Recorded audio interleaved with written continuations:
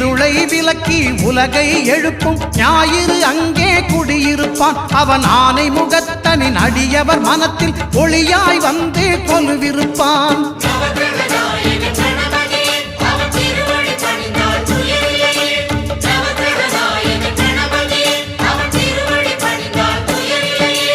ஒன்பது கோளும் ஒன்றாய் காண அங்கு கற்பகம் என்னும் கடவுளின் மெய்யில்